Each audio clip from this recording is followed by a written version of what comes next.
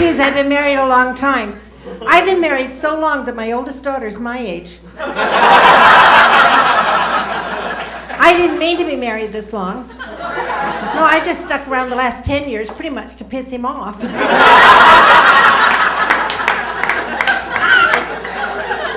thought till death do us part was going to take this long? People ask me all the time, what's the secret to a long and happy marriage? I can tell you the secret to a long one. Children. That's the reason my husband and I are together today, is the kids. Neither of us wanted custody.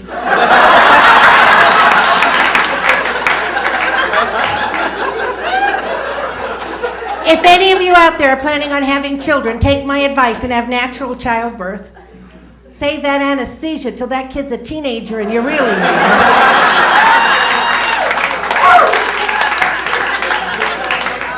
My son Scooter was the sweetest child on the planet. 10 years old, we're at dinner one night and he goes, Mama, when I get married, I want to marry someone exactly like you. Then out of the corner of my eye, I saw my husband go.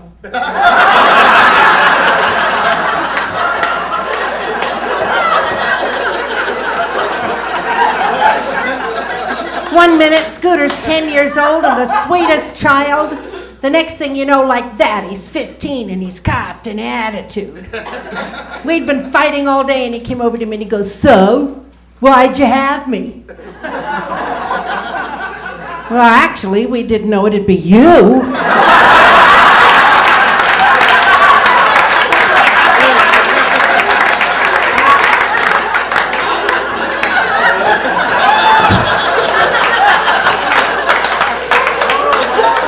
We were hoping for someone with a job.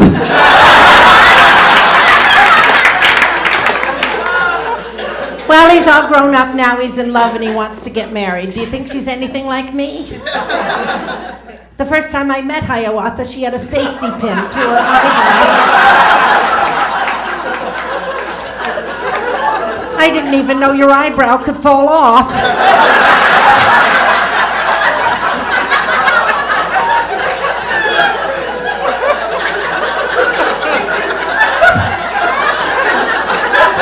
But I only have 8 minutes.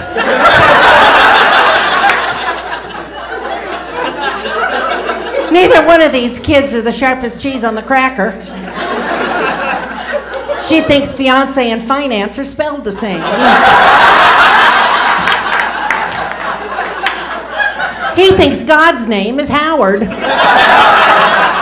Our Father who art in heaven, hallowed be thy name.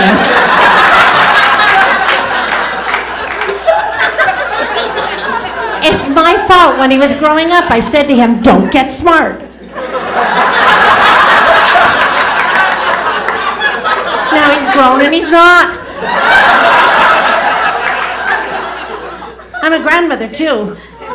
I don't have any jokes about it because they live with us and it's not funny.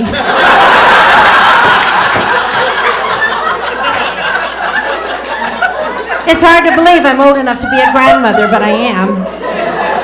This is how old I am. The hot flashes are so bad, I thought global warming was my fault.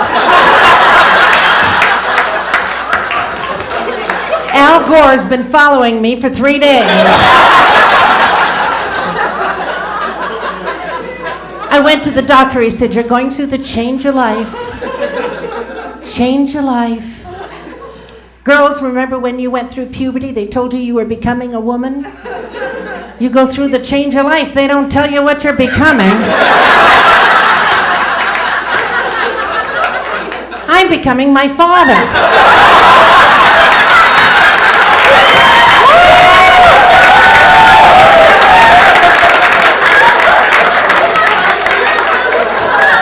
No matter what kind of doctor I go to, at my age, I end up on my back with my feet in the air.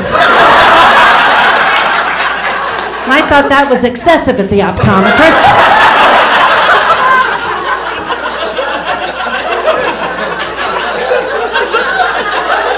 It's not a nice experience. You go into the office, you lay down on a table lined with butcher paper. You put your feet in stirrups. I've had my feet in more stirrups than Dale Evans.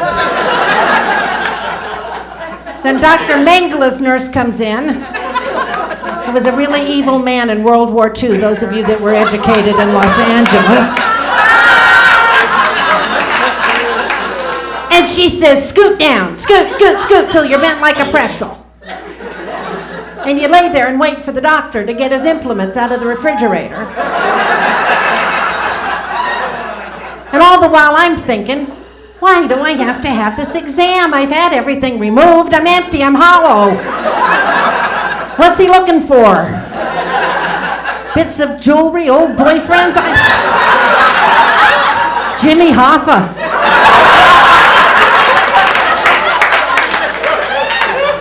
Finally, the doctor comes in. He rolls up on that little stool, and he starts to chat. I can't understand what he's saying because of the echo. Look,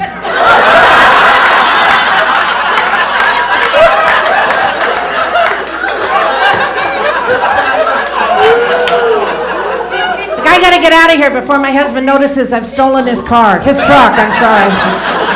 No, I did. I took the truck. I had to. I blew up the car. 3 days ago, I'm driving on the freeway, minding my own business, and the gravy boat lit up. Why do we have to have those stupid symbols? Who knows what they are? The first one, the sailboat. There's the water and the boat and the mast. If that lights up, do you call the Coast Guard? What?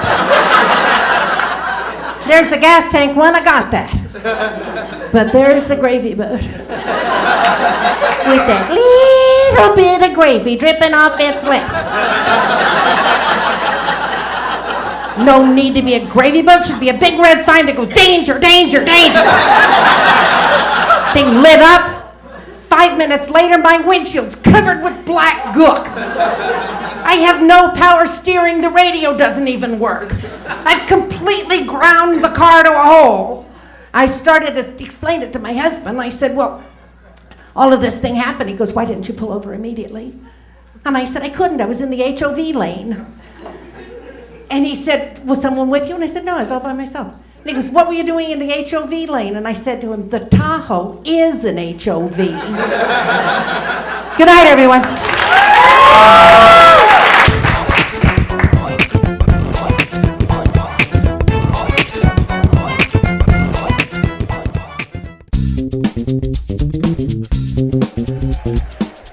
Hey, hey. Now, is this blocking your view?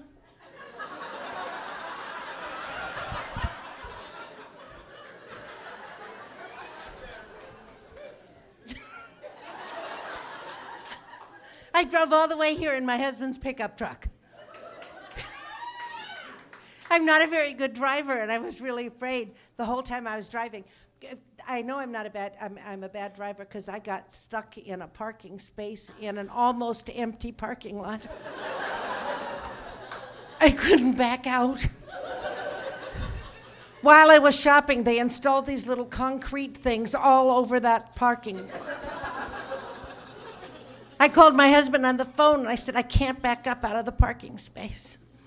He said, if you can drive in, if you can pull in, you can pull out. Just remember, if you can pull in, you can pull out. And I said, stop talking about sex and get me out of this parking space.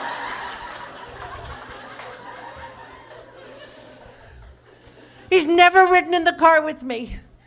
One time in our entire married life, once, he was having a kidney stone attack. I thought it was a chance to show him what a good driver I was. I took the long way to the hospital.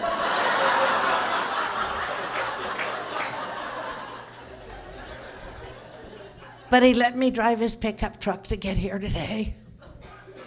Great big macho 3/4-ton 4-wheel drive. There's a limit to the amount of jostling a woman my age can tolerate. I peed all the way here.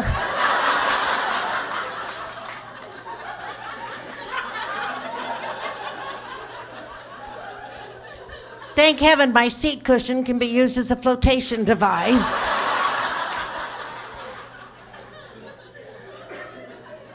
This great big macho truck. I could feel the hair on my chest grow. I'm driving. The check engine light lit up. I ignored it. Kept on driving. But then the gravy boat lit up.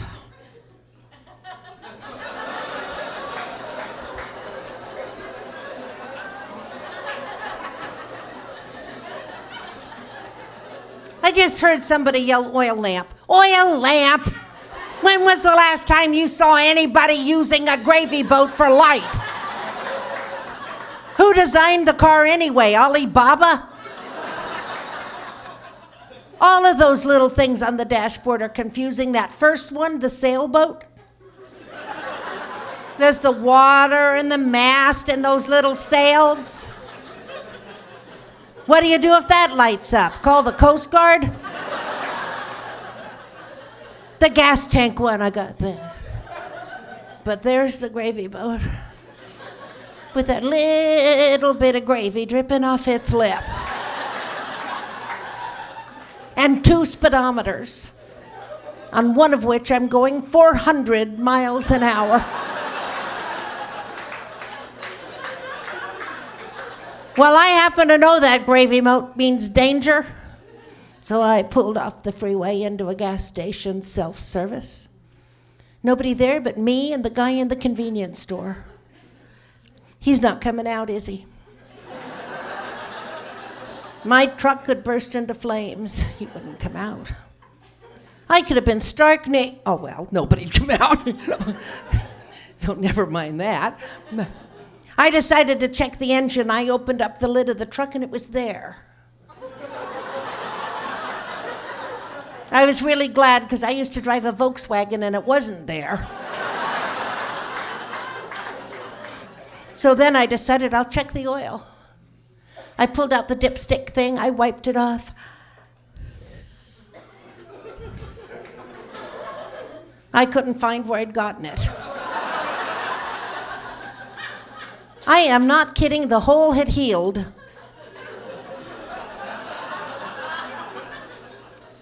So I go into the convenience store. I open the door and the man yells, "Pump number." I said, "Well, there isn't any pump number." And he goes, "Oh, lady, there's a gas station. Gotta have a pump. I gotta have a pump number." But pump number? Well, I don't know. 9.5 usually. Obviously, this is a man that didn't speak English as a first language. So he looked at his name tag, tried to figure out where he was from. Maybe we could communicate.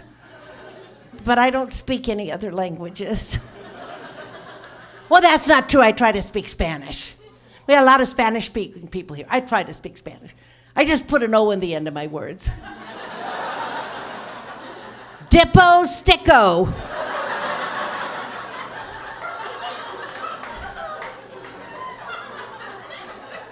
I looked at this man's name tag. This is a man that needed to buy a vowel.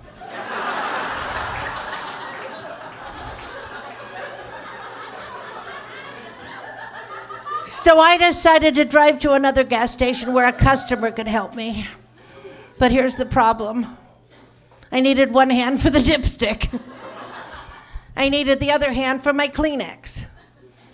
Not that anything's wrong with me, I'm just old. It happens when you get old. Look at Grandma. She doesn't have a Kleenex in her hand, her sleeve, or her bra. She's dead. So I did the only thing I could think of.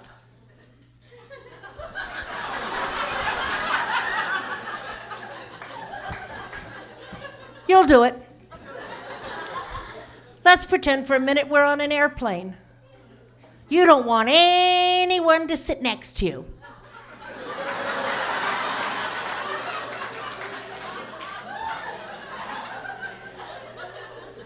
Before I learned this trick, I was sitting on a plane next to a woman that would not shut up.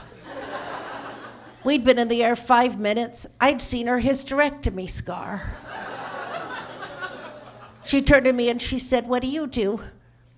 And I said, "Well, I'm an entertainer." She goes, "Are you a singer?" And I said, "No, I'm a stripper."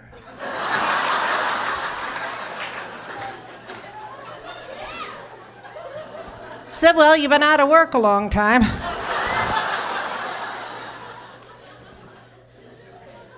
I'm driving like this. I got pulled over for drunk driving. Drunk driving. The policeman said, get out of the truck. I said, stick this somewhere.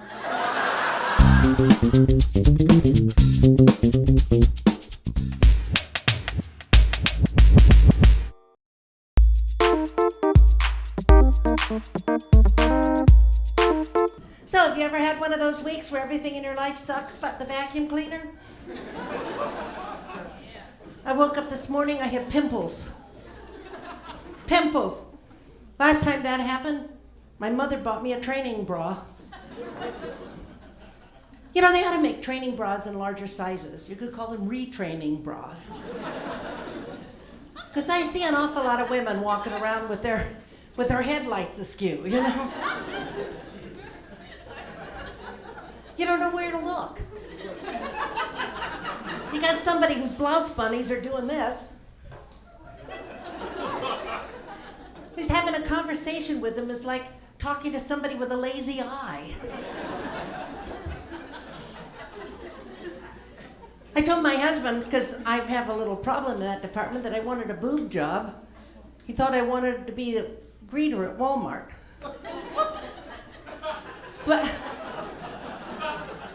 But I don't think you could retrain these zucchinis of mine. And I think it would involve a man with a top hat, a whip, and a chair. I went to one of those fancy schmancy lingerie stores to get a fancy schmancy bra. And they took my measurements and sent me to Home Depot. The only thing that fit me in the whole store was the perfume. Yeah, but I don't want plastic surgery or anything. I've got a much better idea. Next week, I'm getting my nipples pierced. I'm hanging a chain between them.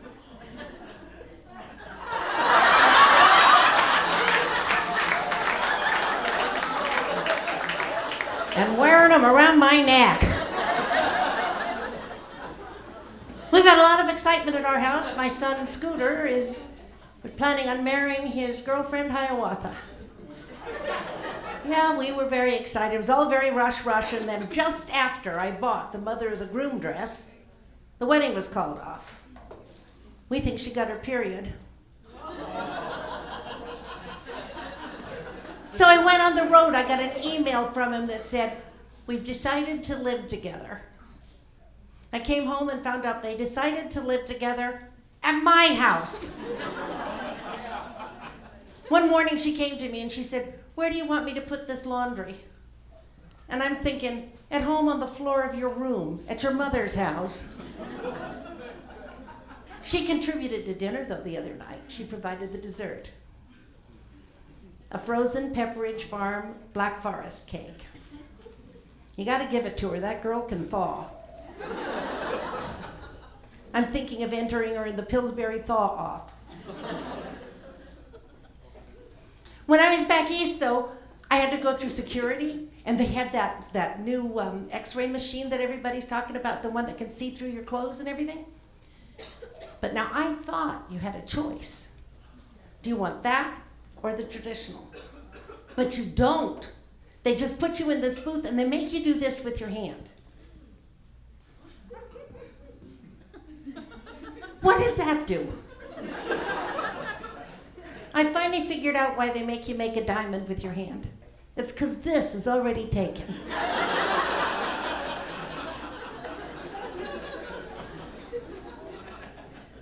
I didn't want to use that machine because I had a hole in my underwear.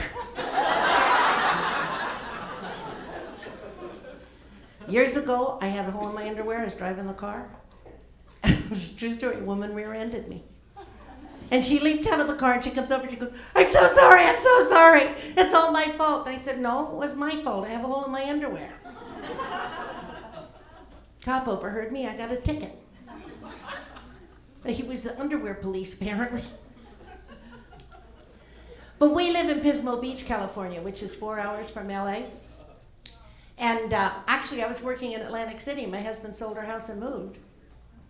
But I found him.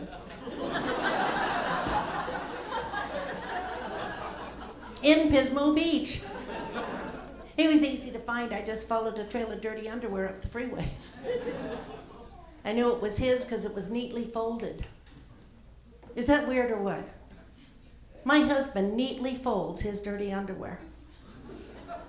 And then he lays it on the floor next to mine that's been rolled off like a giant rubber band with a crotch.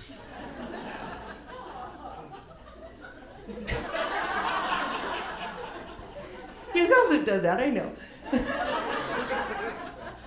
It's just what it looks like, too. If you don't unwind it before you put it in the washing machine, after the spin cycle, they're all crocheted together. Now you have a holiday garland, you know. But our small regional airport that we use to fly out of Pismo doesn't have these fancy machines. You just have to be frisked. And because I have artificial knees, I have to be frisked all the time. I've been frisked so many times, I don't even need to have sex again until next year. But it's always the same woman. And she's a big girl. And I don't know what team she's on, but I'm pretty sure it's not mine. I'm not even that sure the other team wants her. She's got a terrible overbite. We're talking major buck teeth here. Before she worked for the TSA, she had a part-time job in front of Starbucks as an awning.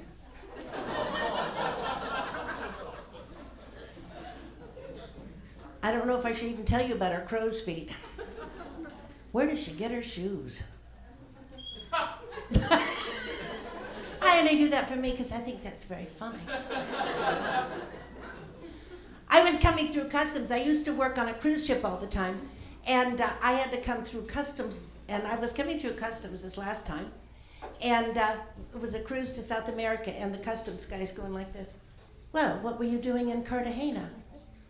And I said, "I work on a cruise ship. I go where they send me, and then I fly home." "And what about March 5th? What were you doing in Cartagena?"